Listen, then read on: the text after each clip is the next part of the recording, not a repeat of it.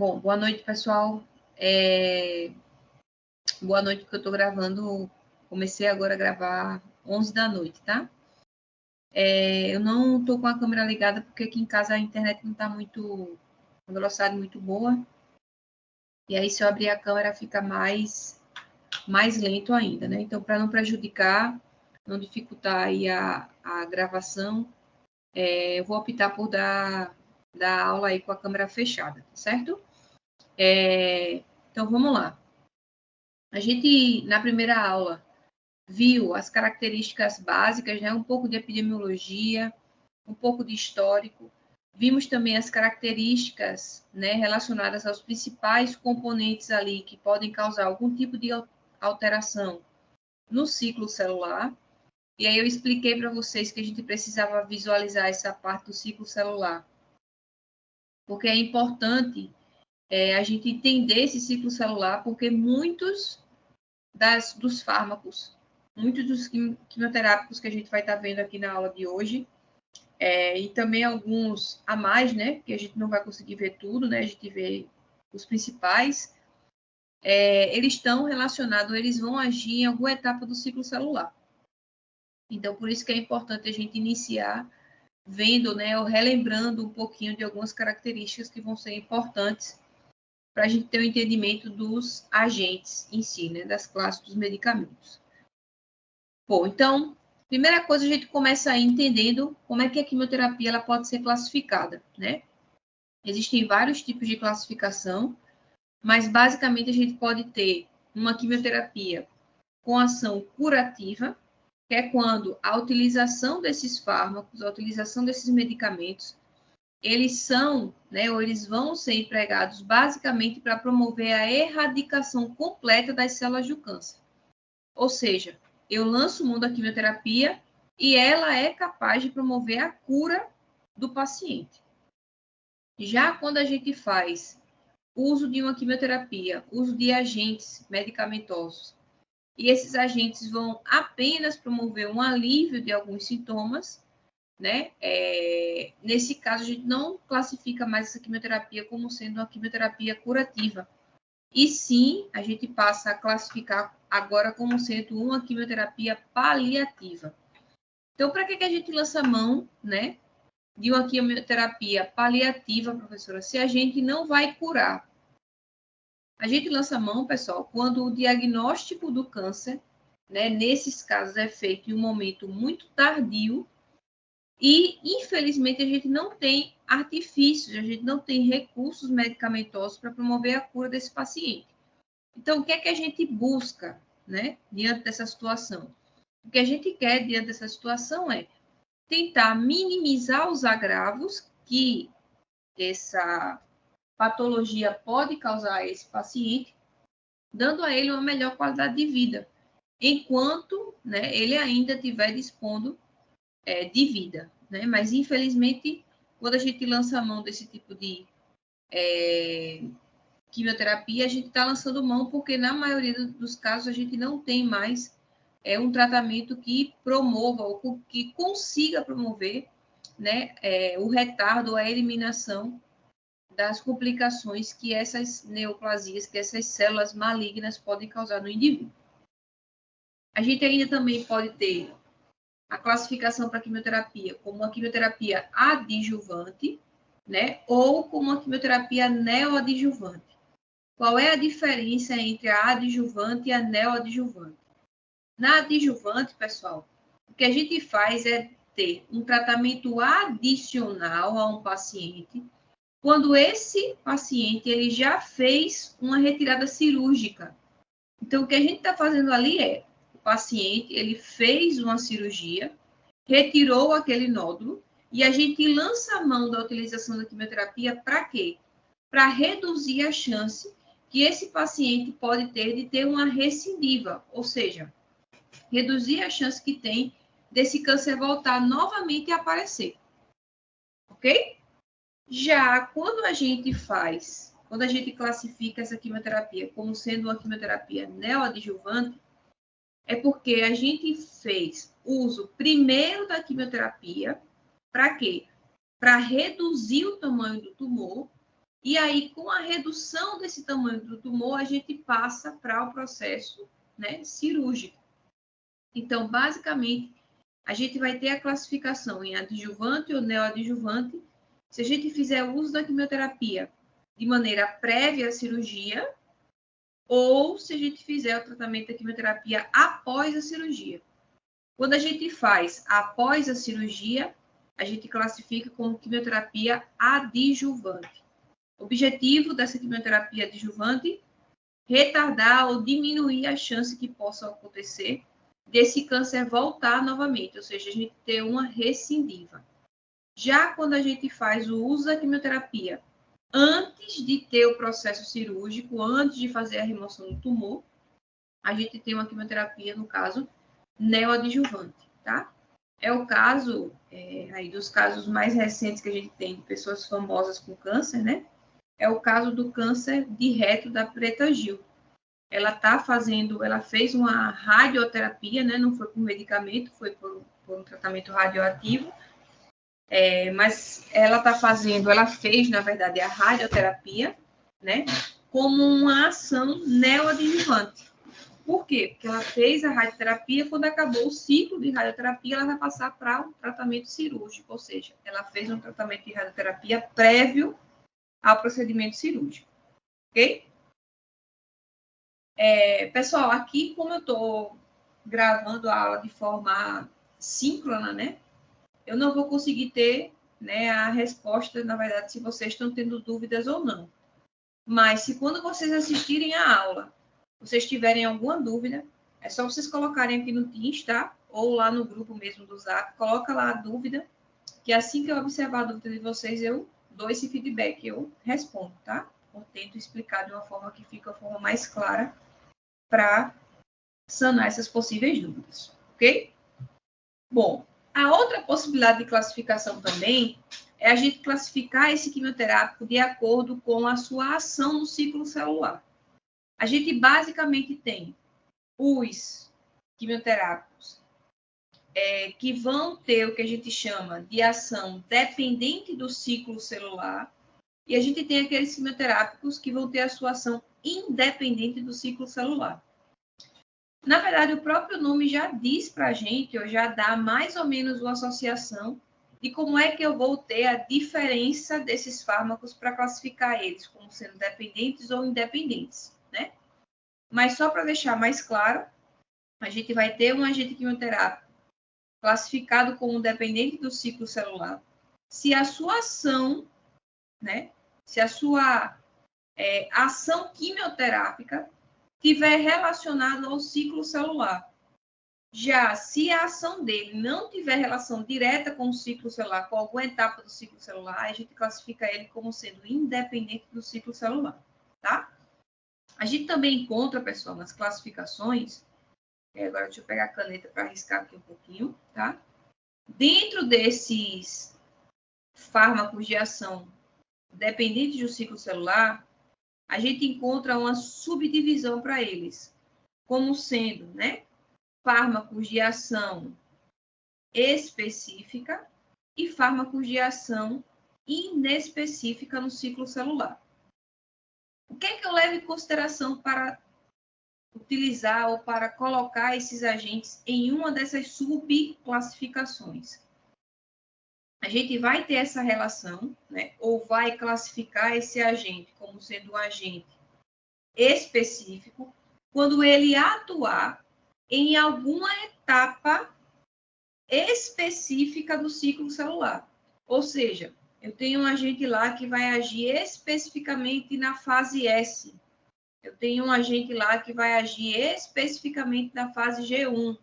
Então, se ele atua em uma fase específica, a gente classifica esse quimioterápico como sendo dependente do ciclo celular de ação específica. Ok?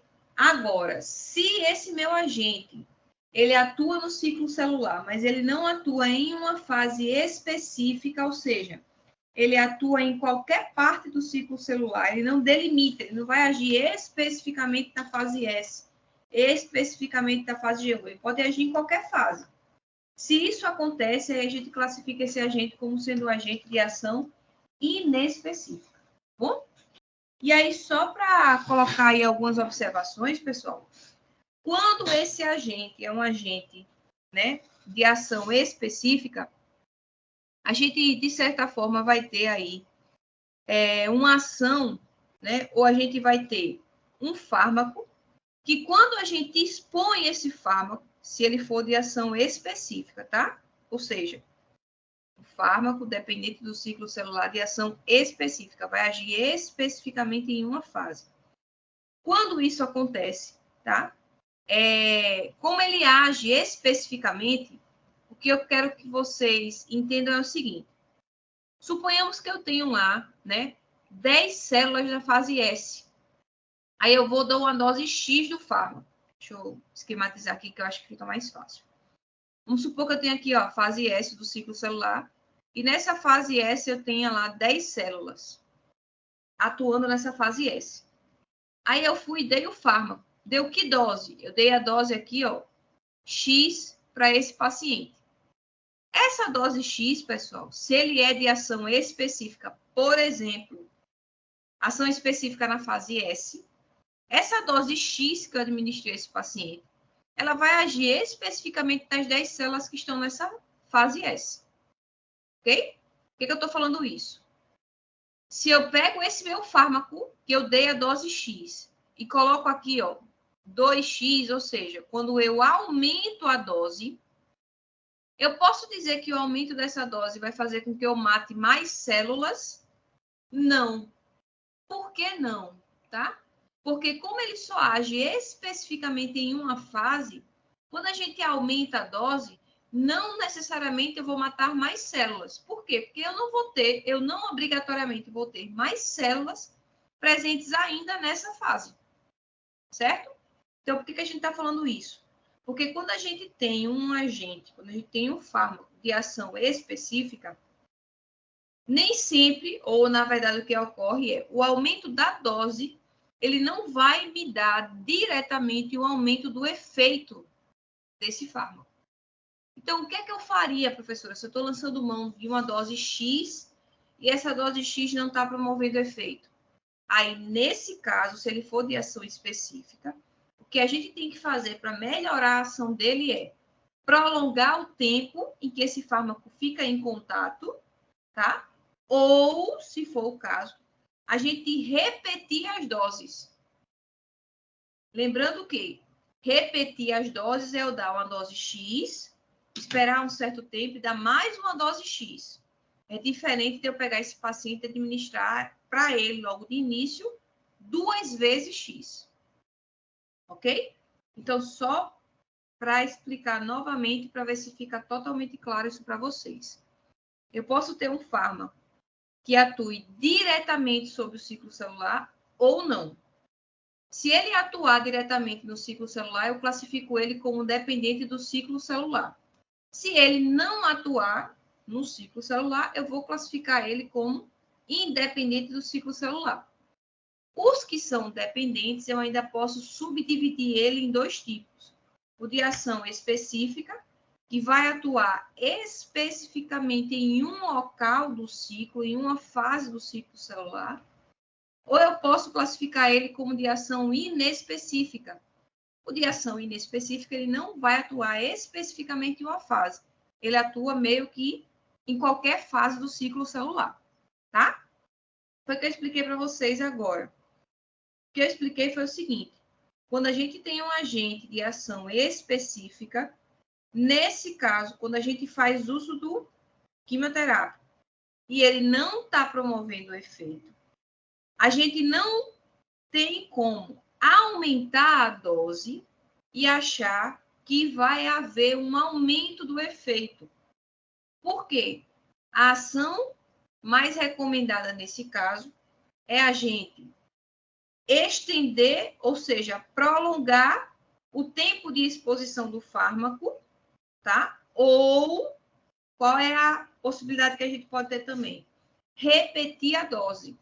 Lembrando que repetir a dose, administrar X agora, X daqui a um tempo, é diferente do que eu aumentar a dose de uma vez só e administrar ao paciente já 2x, ok? O outro subtipo dos agentes dependentes do ciclo celular são os agentes de ação inespecífica.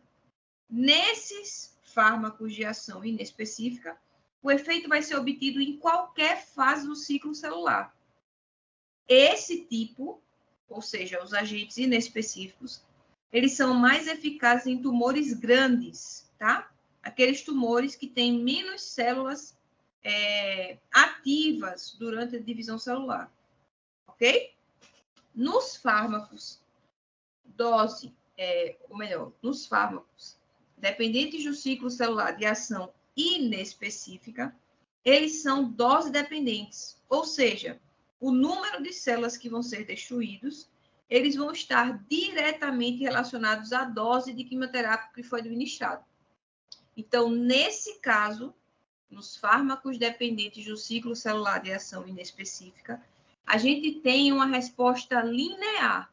Ao aumentar a dose, a gente vai ter automaticamente um aumento do efeito de morte celular nessas células neoplásicas.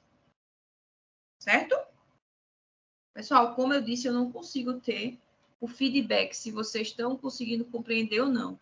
Mas, caso vocês não compreendam, só para deixar claro, tá? Fala comigo que eu tento sanar a dúvida de vocês na medida do possível. Ok? O que mais? Os independentes do ciclo celular, na verdade, são exatamente aqueles de ação inespecífica, né? Eles não têm relação específica com alguma parte do ciclo celular. Vão agir matando a célula, mas não especificamente em um local ponderal. Ok? Bom, o outro tipo de classificação são aqueles, né? A gente utiliza essa classificação quando a gente lança a mão de subdividir esses fármacos quimioterápicos de acordo com a estrutura química deles. E aí, diante dessa estrutura química, a gente geralmente vai ter essas divisões apontadas aí no slide para vocês, tá? A gente tem os agentes alquilantes e todos os compostos relacionados.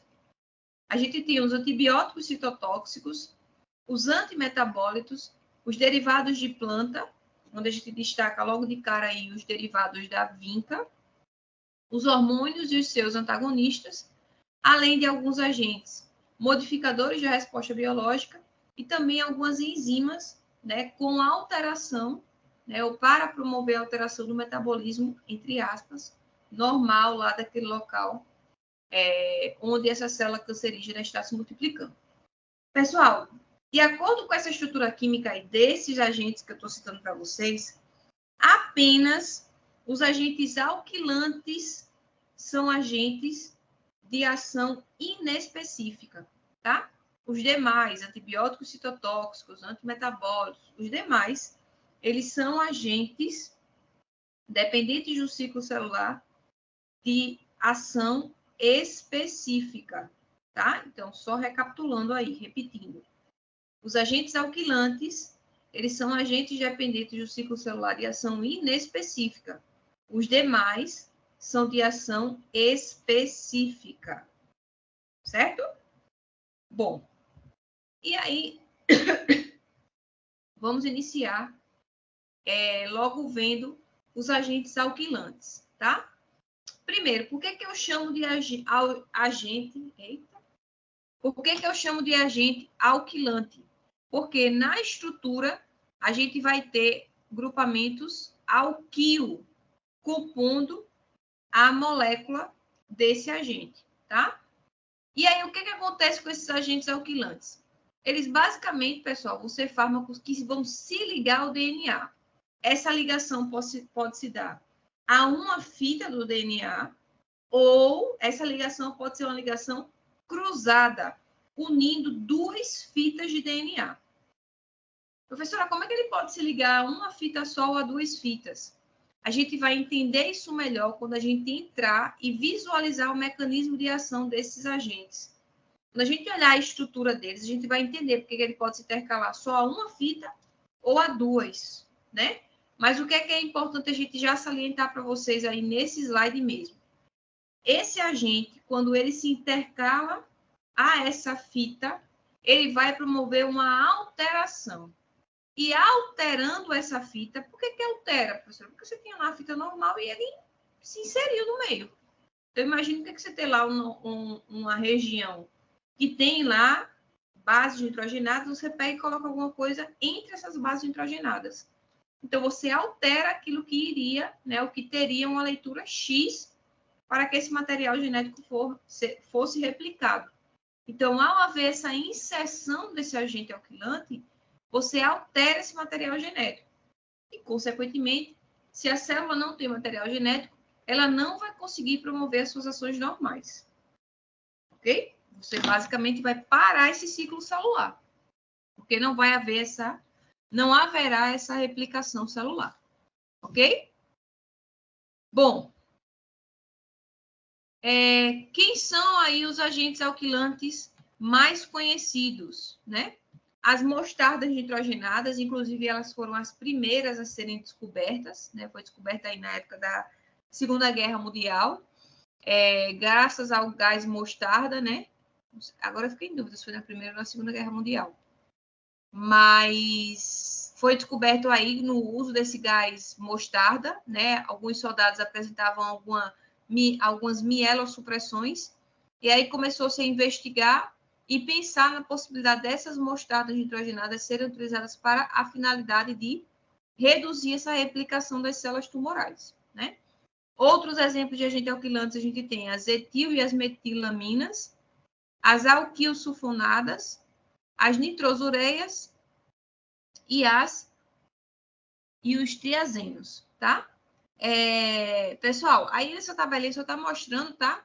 O tipo, o nome que a gente tem, os representantes das mostardas nitrogenadas e dos demais agentes, e as principais utilizações, as principais aplicações, tá? Essa tabela está aí só a título de informação para vocês. Mas o que eu quero focar mesmo não é isso, não é vocês gravarem nome de fármaco. É a gente basicamente entender como é que esse fármaco vai agir, tá? Como é que esse mecanismo de ação vai se dar? E aí, deixa eu tentar aqui aumentar o slide para conseguir explicar para vocês com a visualização maior. Deixa eu só ver se eu consigo aumentar aqui.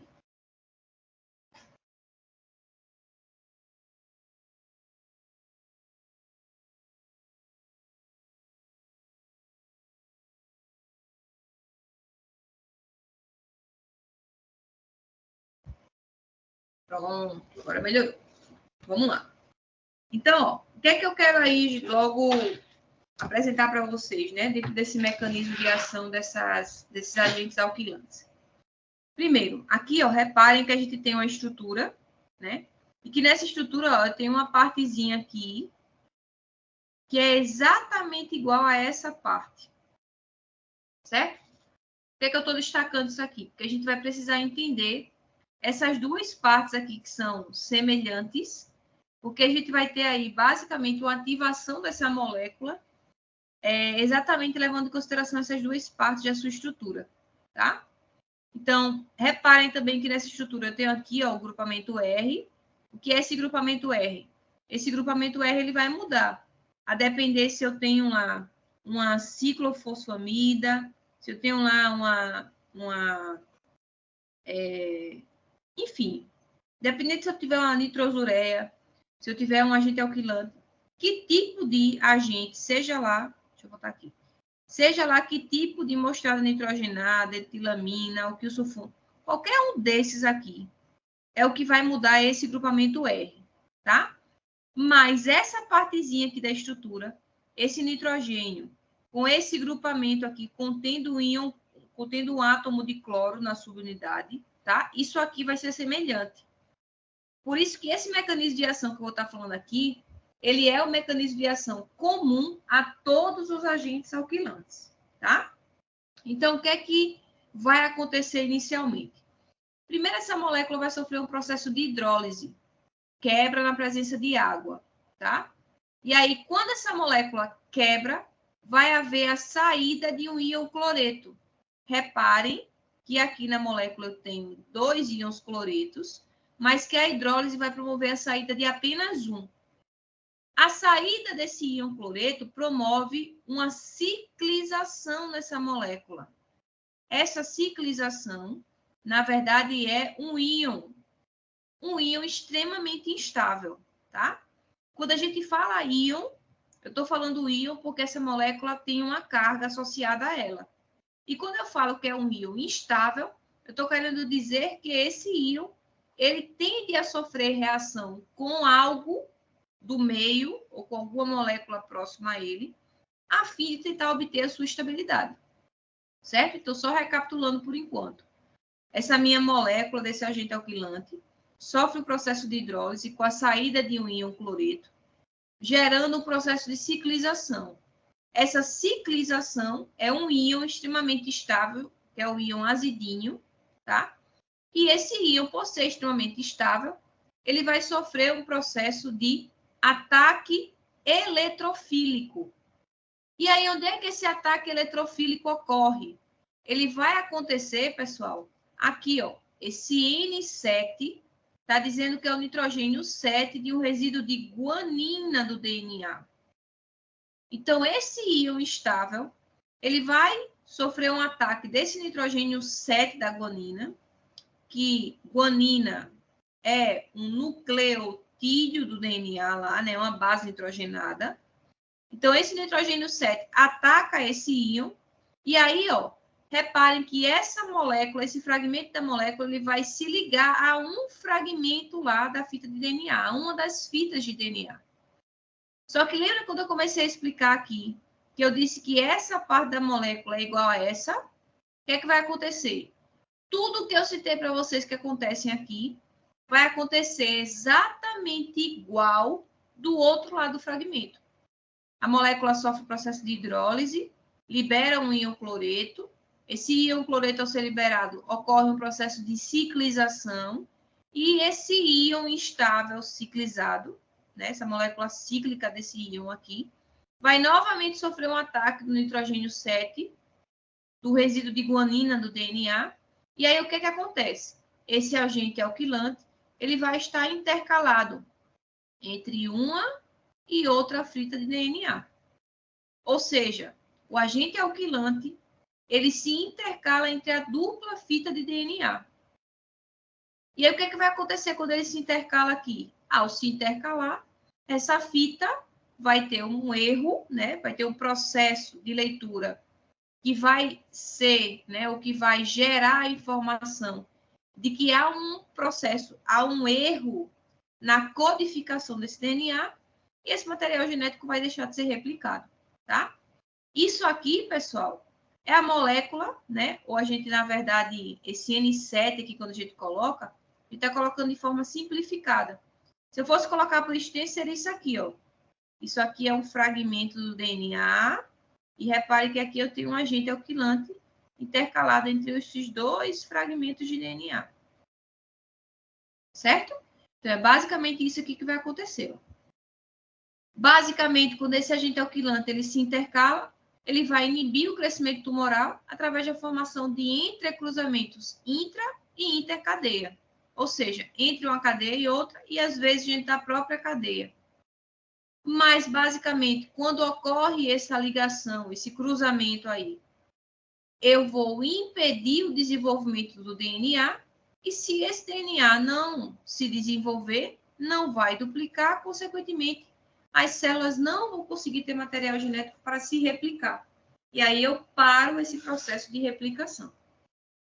Ok? Então, é basicamente assim que vai acontecer o processo, o mecanismo de ação desses agentes alquilantes. O que mais? Apesar desses agentes alquilantes agirem dessa forma, né, que, de certa forma, é algo extremamente eficaz para promover a redução dessa replicação, existem alguns agentes que já apresentam resistência, né? Ou seja, na verdade, apresenta algumas pessoas que, quando fazem uso desse agente alquilante, apresentam algum tipo de resistência. Por que essa resistência pode acontecer? Ela pode se dar por um aumento nos mecanismos de reparo do DNA, Então, a agente alquilante vai lá, se intercala entre as fitas, mas aí a célula entende que tem algo lá no meio, corta aquele fragmento, retira o agente alquilante que estava lá intercalado, e aí lê o resto do DNA, né, ou repara aquela partezinha que foi cortada e lê o resto do DNA da forma correta. Quando isso acontece, é porque você teve uma resistência a esse agente alquilante. O fármaco entrou, penetrou na cadeia, mas ele foi retirado no processo, né, entre aspas, de conserto do seu organismo. Que não era para consertar, né? Bom, também pode acontecer uma diminuição do transporte desses agentes para dentro da célula. Para agir, ele tem que estar dentro da célula, mais especificamente no núcleo, né, que é onde esse material genético vai estar. Aumento na expressão de glutationa e de proteínas associadas e também aumento da glutationa S-transferase, né, que catalisa a conjugação. Tanto a glutationa quanto a glutationa S-transferase, elas vão promover o processo de conjugação, que seria fazer com que esse agente se intercalasse, se conjugasse entre as cadeias. Se eu tiver uma deficiência nessa glutationa, uma deficiência na S-transferase glutationa, eu não tenho como ter a intercalação desse agente. Consequentemente, ele não consegue promover a sua ação, tá? Então, tudo aí são possibilidades que podem ocorrer para o indivíduo apresentar algum tipo de resistência a esse tipo de fármaco, tá? A esse tipo de agente alquilante. Então, só detalhando aí para vocês os principais agentes alquilantes, tá? A ciclofosfamida é uma delas. Ela é absorvida administrada por via oral ou também por via endovenosa. Essa ciclofosfamida, ao ser administrada, ela, na verdade, é administrada na forma de um profármaco, tá? E aí, dentro do organismo, ela vai sofrer um processo de ativação pelo citocromo P450.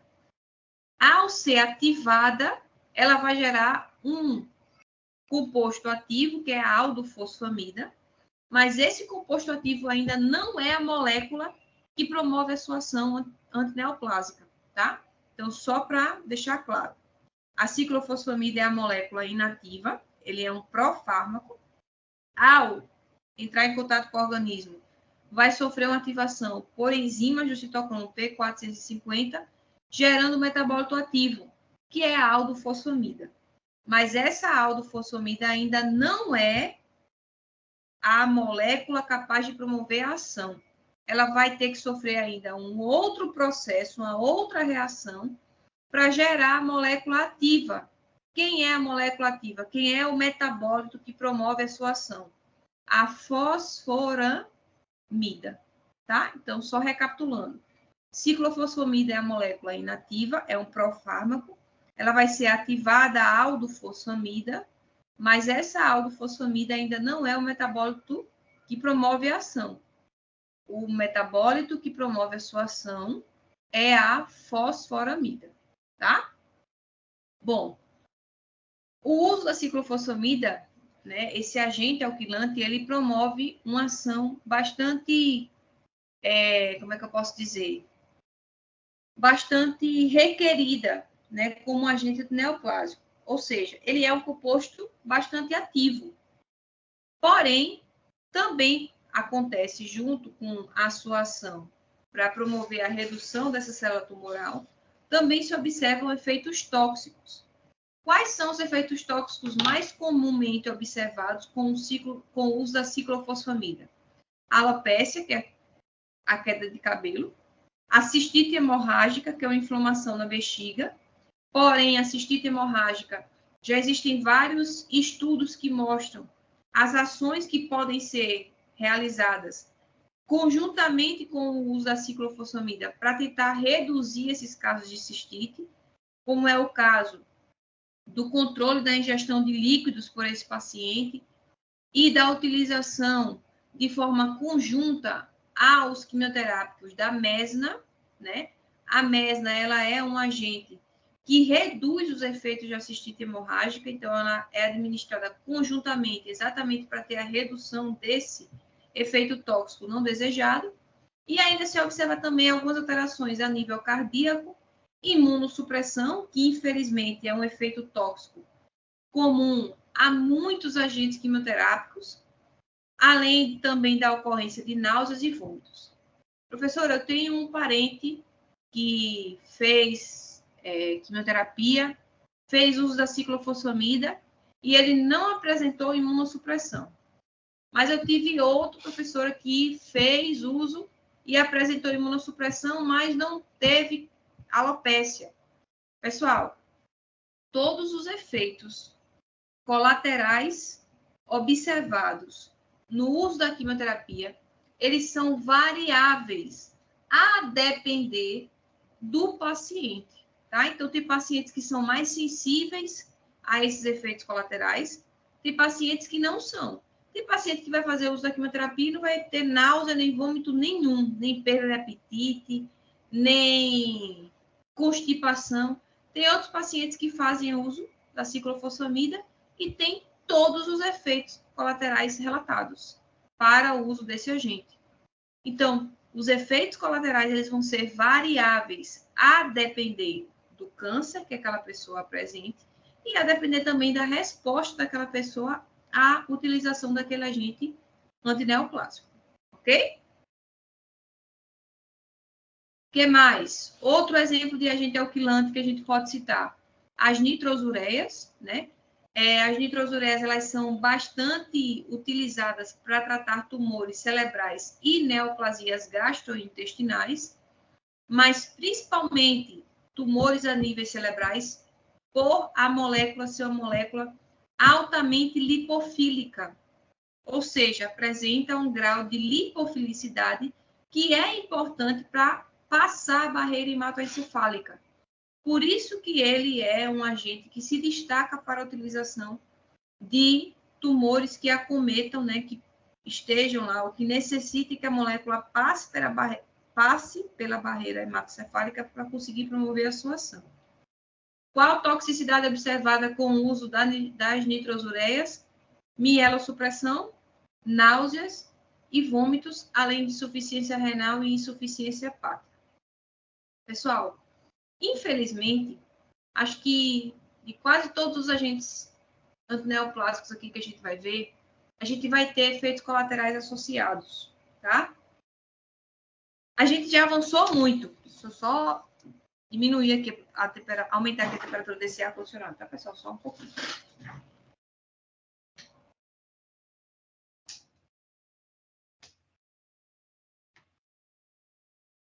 Desliguei.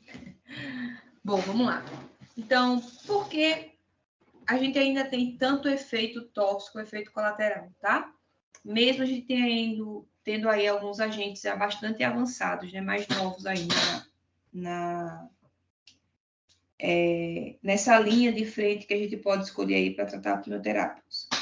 Pessoal, como eu falei para vocês lá na aula que eu dei sobre ciclo celular, a célula tumoral ela tem muitos fatores comuns a uma célula normal, né?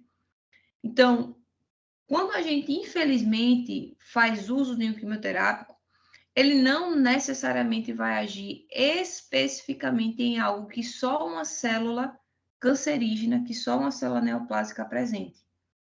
Exatamente por a gente não ter essa especificidade de ação para fragmentos, para regiões, para locais nessa célula que sejam específicas apenas das células tumorais, quando a gente faz uso de um quimioterápico, quando a gente faz uso de um agente antineoplásico, a gente vai, de certa forma, atingir outras células que não têm essa alteração, que seriam células, de certa forma, normais do nosso organismo, né? Então, infelizmente, por a gente ainda não ter esses agentes que ajam especificamente em algo, a gente ainda tem a ocorrência bastante comum dos efeitos tóxicos com o uso dos agentes antineoplásicos disponíveis no mercado, tá? Bom, a outra classe de agentes quimioterápicos que a gente tem são os antimetabólitos, tá?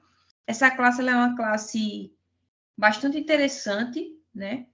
O que a gente faz ou o que a gente busca com o uso de um antimetabólico é encontrar uma molécula que seja muito parecida a uma molécula normal do nosso organismo, mas que apresente uma sutil diferença. E para que a gente vai administrar uma molécula que é parecida, mas que não é igual àquilo que o corpo iria usar? Exatamente para que a célula tumoral não está lá em constante replicação. Se ela está em constante replicação, ela tem demanda de muita matéria-prima. E aí ela vai atrás do que está disponível no meio. Então, se eu tenho lá em um local muito daquela molécula que se parece a normal, disponível lá próximo a essa célula tumoral, ela acaba pegando essa molécula parecida, né? Imaginando que está pegando a molécula que ela realmente queria, e ao pegar essa molécula, ela tem algo na estrutura dela alterado, que faz com que esse substrato que a célula tumoral pegou, né, utilizou ou busca utilizar para ter a matéria-prima para sua replicação, para a replicação dessa célula, acaba muitas vezes promovendo a parada dessa replicação, ok? Então, dentro desses antimetabólitos que mimetizam essas estruturas, a gente basicamente pode ter moléculas que vão inibir enzimas competitivamente, ou a gente também pode ter moléculas que vão se incorporar inapropriadamente em moléculas, gerando o que a gente chama de nucleotídeos fraudulentos. O que são esses nucleotídeos fraudulentos? São aqueles nucleotídeos que parecem ser um nucleotídeo normal, mas ele tem algo ali alterado, ele tem ali uma fraude dentro dele. E essa fraude é o que faz exatamente com que não consiga haver a replicação da célula e esse crescimento desordenado meio que é freado, tá? Basicamente, esses antimetabólitos matam as células da fase S, por isso que eles são classificados como agentes quimioterápicos dependentes do ciclo celular de fase específica, né? E aí a gente tem os antagonistas de folato, que são os antagonistas do ácido fólico, os análogos de pirimidinas e os análogos de purina. Os análogos de pirimidina e de purina, pessoal, são moléculas que vão ser semelhantes a essas bases nitrogenadas. Já o antagonista de folato, que é o ácido fólico, a gente vai entender, né, que é o exemplo mais clássico que a gente tem para citar, é o metotrexato. A gente vai entender como é que cada um desses antagonistas ou análogos age, tá? Então, só aí uma tabelinha também mostrando, né, a classe e a ação dos análogos de ácido fólico. A gente tem o metotrexato, como eu disse, é o clássico, né, dessa classe para ser usado. A gente também tem dentro dos análogos de pirimidina o 5-fluoruracil, a citarabina e a 6-mercaptopurina. E dentro dos análogos da purina, a gente tem a tioguanina e a pentostatina. A gente vai ver aí como é que cada um desses análogos vai promover o seu efeito, tá?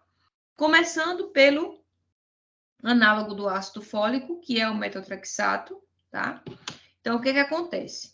O ácido fólico, pessoal, ele é um substrato, ele é uma matéria-prima muito requerida em células nesse processo de replicação. Então, para quem aí já ficou grávida ou teve alguém muito próximo, né, no período aí de gestação, é muito comum os médicos passarem uma suplementação de ácido fólico para gestantes. Por que se suplementa, né? Porque durante o processo de formação, principalmente do tubo neural, né, dessas crianças, desses bebês, ainda no feto da mãe, eles vão necessitar de ácido fólico para que esse tubo neural seja sintetizado e que haja o fechamento por completo desse tubo neural. Se não há uma síntese completa, né, correta, ou se esse tubo neural fica aberto, a gente vai ter crianças que vão nascer com algum tipo de deficiência. A depender da má formação que possa ali estar presente, a gente pode ter até essa criança evoluindo para óbito, né? Esse feto evoluindo para óbito, ok? Então, o ácido fólico, pessoal, isso aqui tudinho é a estrutura do ácido fólico, tá? A gente não vai ficar repetindo isso aqui tudinho, etapa por etapa. Então, o que é que foi feito? A gente cortou aqui, ó, um pedacinho da molécula e chamou esse pedacinho aqui da molécula no retângulo de R. Então, ao invés de copiar ele todinho, a gente vai copiar só R. E aí vocês precisam entender que esse R é esse fragmento aqui da molécula todo, tá? Então, o que é que ocorre? Inicialmente, o ácido fólico, pessoal, vai sofrer um processo de redução por ação de uma enzima chamada de dihidrofolato redutase. Então, essa enzima promover a redução do ácido fólico vai gerar um metabólito chamado de ácido dihidrofólico. O que é que aconteceu de mudança dessa estrutura aqui, que é o ácido fólico, para o ácido dihidrofólico? O que aconteceu foi um processo de redução. Essa dupla ligação que está aqui, ela deixa de existir a partir da ação dessa dihidrofolato redutase, tá? Logo após, vai haver ação novamente da enzima dihidrofolato redutase, mas agora o processo, né, ou a redução vai acontecer, ó, deixa eu mudar aqui de cor, tá? O processo de redução agora vai acontecer aqui, ó, nessa dupla ligação, certo? Então, mais uma vez, eu tenho um outro processo de redução. E aí, eu gero o ácido tetrahidrofólico, tá? Esse ácido tetrahidrofólico sofre ainda a ação de uma enzima chamada de fomilase, com adição aqui, ó, desse grupamento CHO, que não existia anteriormente na molécula. Então, só para que fique claro, o ácido fólico vai sofrer 2 processos de redução e um processo de adição do grupamento formil, né? Ação da formilato. E aí, o que acontece? Esse ácido tetrahidrofólico formilado, ele vai ser o substrato. Ele fornece os carbonos 2, que é esse carbono aqui, e o carbono 8, que é esse carbono aqui, para a formação do anel das purinas, das bases nitrogenadas púricas, que são a adenina e a guanina. E também fornece o carbono metílico para a formação da base nitrogenada timina. Então, o que é que eu quero mostrar para vocês aqui com esse processo de redução? Essas reações que ocorrem aqui para chegar ao ácido tetrahidrofólico formilado. Pessoal, essas reações aqui vão dar o substrato que eu preciso, vão dar a matéria-prima para eu ter base nitrogenada e para essa base nitrogenada ser utilizada para a formação da replicação do DNA dessa célula tumoral, tá? Então, o que é que os cientistas fizeram? Geraram uma molécula, que é exatamente o metotrexato, que tem diferença em 2 posições, tá? Esse NH2 aqui, ó, ele foi substituído do OH, e esse CH3 foi inserido aqui no nitrogênio, no lugar desse hidrogênio. Pessoal, essas 2 mudanças, essas 2 sutis mudanças feitas na molécula, reparem, olha o tamanho da molécula. Eu só mudei um OH por um NH2 e um hidrogênio por um CH3. Essa mudança, essa sutil mudança dessas 2 regiões, fazem com que as enzimas de hidrofolato redutase, elas não reconheçam esse substrato, elas não consigam promover o processo de redução, assim como ela conseguia no ácido fólico. E aí, o que acontece?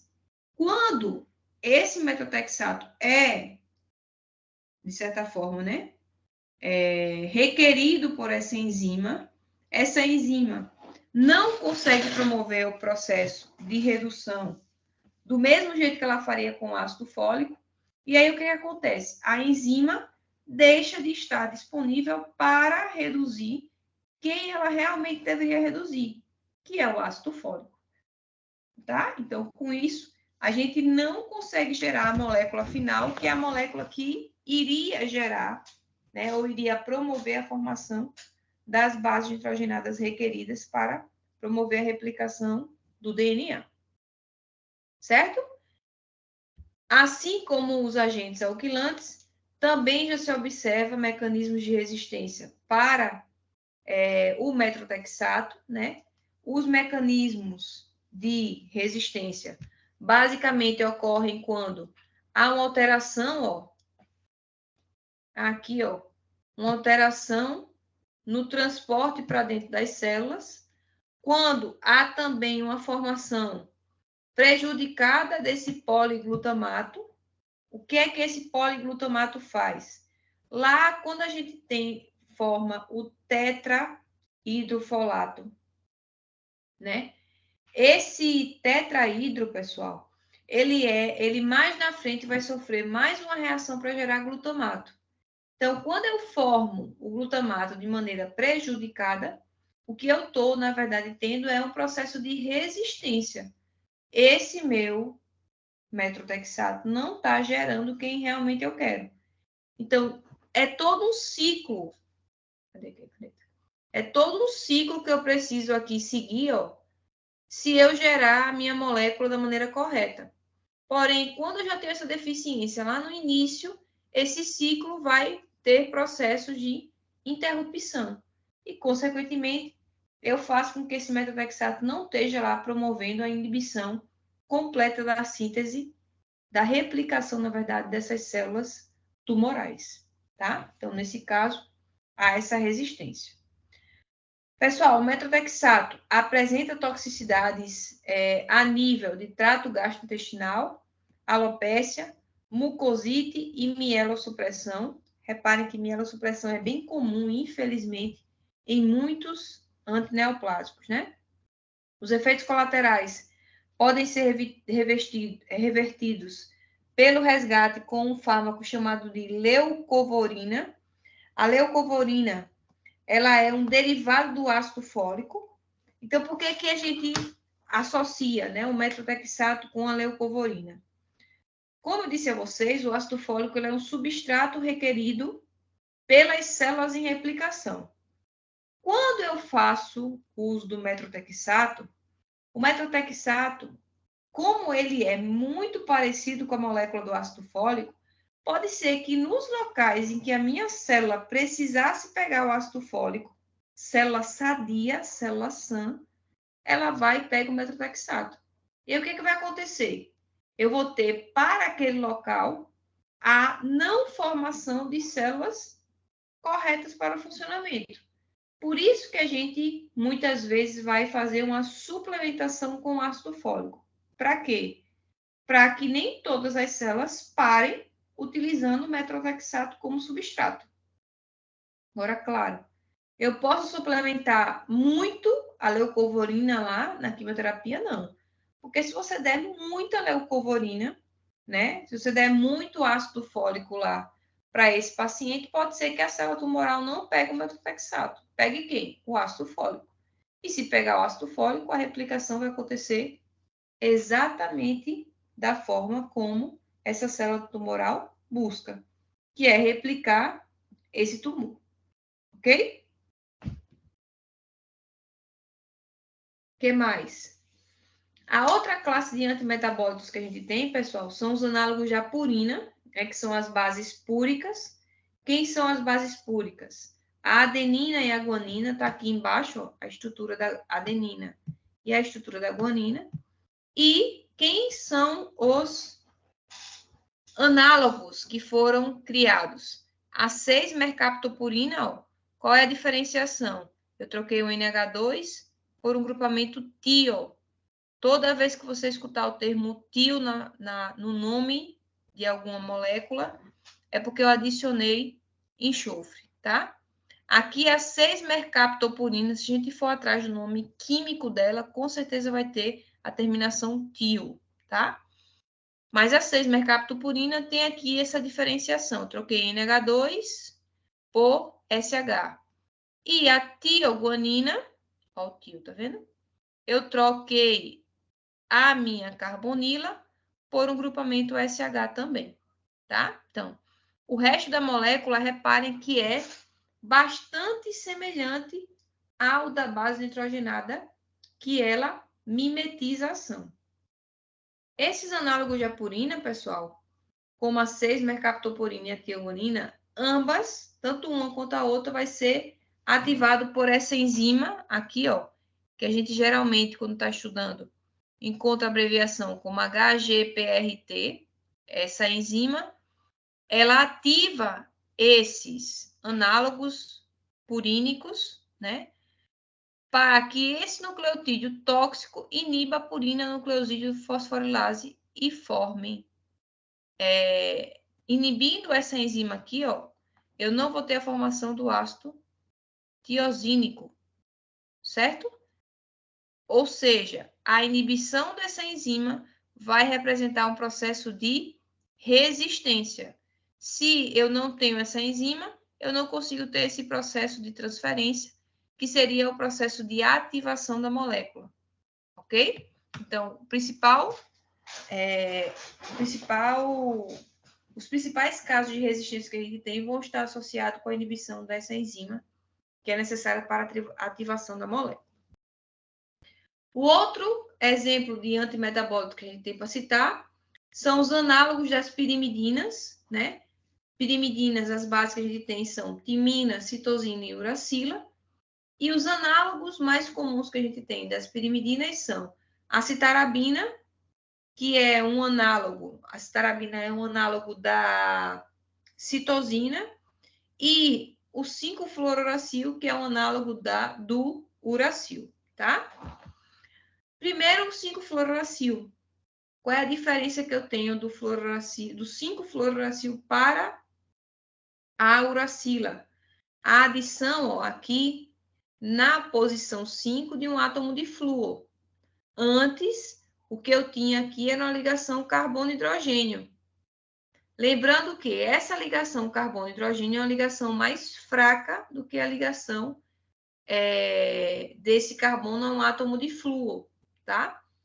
Então, só para que vocês entendam, o flúor que foi adicionado aí na posição 5, ele permite que a molécula imite bioquimicamente a uracila, porque o resto da molécula é tudo igual. Só que a ligação flúor-carbono é muito mais firme que a ligação carbono-hidrogênio. E aí você não consegue fazer o processo de metilação, porque o que é que a uracila tem? O processo de metilação aqui na posição 5, adicionando o grupamento metila. No fluoracil, esse flúor, a ligação é tão forte que eu não consigo tirar esse flúor e colocar um grupamento metil no lugar. Consequentemente, eu não consigo promover o processo de metilação. No caso da citarabina, pessoal, só para vocês terem ideia, ela é um análogo que a diferenciação reside apenas no fato de as hidroxilas estarem na posição trans, ao invés de ser a posição cis. O simples fato dessa posição espacial diferente faz com que esse análogo não consiga, né, gerar ou ter aí a continuação desse processo de replicação. Então, quando ele é inserido lá no DNA, a replicação vai parar porque as etapas subsequentes não leem, não entendem essa molécula como sendo a molécula normal para estar naquele local, tá? Então, no caso da citarabina, a única coisa que a gente tem aí de mudança é a posição da hidroxila, que vão estar trans, ao invés de estar na posição cis. Bom, quanto ao mecanismo de resistência e toxicidade, geralmente vai haver diminuição da ação do 5-fluoracil sempre que houver uma amplificação da timidilato sintetase. E os casos comuns de toxicidade e efeito colateral pelo uso do fluoracil são náusea, vômito, anorexia, diarreia, mucosite e mielossupressão. Nesse caso aí, também como o anterior que a gente viu do metotrexato, é comum se utilizar leucovorina, por ser um substrato do ácido fólico, para tentar reduzir os efeitos tóxicos que possam acontecer pelo uso desse antineoplásico, certo? Pessoal, outra classe que a gente tem são os antibióticos citotóxicos. Aí a gente destaca na tabelinha os principais antibióticos citotóxicos que a gente tem sendo utilizados para o tratamento quimioterápico. E esses antibióticos citotóxicos, professor, é antibiótico mesmo? É antibiótico mesmo, tá? O que é que ele faz? Ele se liga ao DNA na dupla fita. Ao se ligar, ele vai intercalar entre pares específicos, tá? Ele se intercala entre pares de citosina e guanina. E aí, ao se intercalar lá, a transcrição de RNA, a transcrição do DNA, né? Ou seja, a leitura lá, o processo de transcrição pela RNA polimerase não consegue acontecer. Por quê? Porque tem algo lá no meio que não era para estar. Tem algo intercalado entre essas fitas. Consequentemente, essa leitura não consegue ser realizada e você não replica o material genético, tá? Esses antibióticos citotóxicos, pessoal, eles também induzem quebra das fitas de radicais livres, tanto a Dalno, como a Doxco, como a hidararubicina. Elas são administradas por via endovenosa. Eu não falei lá no início, tá? Mas acho até que é redundante falar, mas, enfim, nunca é demais. Toda vez que o paciente faz uso de uma quimioterapia que é necessária a administração por via endovenosa, ele vai ter que ficar internado ou se internar para fazer a administração do quimioterápico, tá? Agora, se o tratamento daquele paciente está sendo feito por um quimioterápico com administração por via oral, esse paciente ele é dispensado para fazer uso, né, a administração da quimioterapia em casa mesmo, já que a administração por via oral é algo extremamente cômodo, que se o paciente não estiver extremamente debilitado, consegue fazer sozinho, certo? Bom, a outra classe que a gente tem são os derivados de planta, né?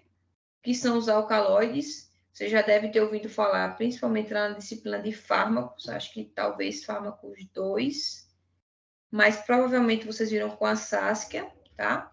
Então, os alcaloides, que são derivados de vinca, são a vimblastina, o etoposídeo, o topotecan e o paclitaxel, mas também é bastante comum a utilização, além da vimblastina, da vicristina e da videsina, tá? Basicamente, eles vão agir na fase do ciclo celular, durante o processo de mitose, né? Agem a nível da tubulina, interferindo na formação desses microtúbulos. E aí, se eu não for um microtúbulo, eu não tenho a replicação de DNA. Ao agir aí nesse processo de tubulina, ele basicamente vai bloquear o processo de mitose. E aí, bloqueando a mitose, a célula não gerará duas células filhas, certo? Outros efeitos que podem acontecer com o uso desses alcaloides derivados de vinca, ele pode inibir a fagocitose e a quimiotaxia, além de inibir também o transporte axonal em alguns tipos de neurônio, né? Então, tá aí a estrutura, ó, repare que são moléculas bem mais complexas, mas são moléculas naturais, né? Moléculas produzidas naturalmente, e aí são extraídas da vinca e gera-se um medicamento para administração como um antineoplásico. E o último agente aí que a gente vai estar vendo é a cisplatina, né? Essa cisplatina, ela entra na célula pelo processo de difusão, já que a gente tem aí a presença de um metal, né? Que, de certa forma, é um metal, esse tipo de metal que é a platina. A célula não iria requerer facilmente, né? Já que a platina não é um substrato comum à célula. E aí, o que acontece quando essa cisplatina chega lá no núcleo? Ela reage com o ácido nucleico, forma ligação cruzada entre as fitas, né? Entre a guanina ou entre a guanina e a adenina, e aí inibe essa replicação e esse processo de transcrição, já que a leitura entende que há um erro ali, né? Que há uma alteração naquela sequência de bases que era para estar normalmente ali. Basicamente, a cisplatina aumenta a sensibilidade ao processo de radioterapia, então, em muitos casos, é associado o uso da cisplatina ao processo de radioterapia. E os casos de toxicidade mais comum com o uso desse quimioterápico são nefrotoxicidade, ototoxicidade, náusea, vômitos e casos também de neuropatia periférica, certo? Pessoal, independente de que classe escolhida para tratar aquele paciente, em 99,99% dos casos, é escolhido a utilização de terapias conjuntas, de combinação de drogas, e em muitos casos também de combinação de quimioterapia com outra ferramenta terapêutica, seja processo cirúrgico, radioterapia, imunoterapia, enfim, independente de que tipo, o ideal é sempre associar dentro da quimioterapia a utilização de fármacos de diferentes classes e associar a quimioterapia a algum outro tipo de tratamento. Para que isso? Para se ter uma chance ainda maior de lograr êxito no tratamento desse paciente. Uma coisa é você atacar o inimigo por uma frente só uma única arma. Outra coisa é você atacar o inimigo com um exército, com um arsenal, e cada um dessas pessoas que estão ali dentro vão ter mais de um tipo de arma para tentar derrubar aquele inimigo. Então, é por isso que, para o tratamento das neoplasias, é sempre feito uma associação. Associação de mais de uma droga e associação na quimioterapia com outro tipo de tratamento, para tentar aumentar as chances de êxito no processo quimioterápico. Ok? Bom, pessoal, então a gente finaliza por aqui, né? Eu tentei ser o mais devagar possível, tentei também ser o mais clara, mas se ainda assim tiver ficado alguma dúvida, eu estou disponível aqui para tentar sanar as dúvidas na medida do possível, ok? Então, tchau, tchau, bons estudos aí, e terça-feira a gente se vê na nossa terceira e última avaliação desse semestre, certo? Tchau, pessoal, até a próxima.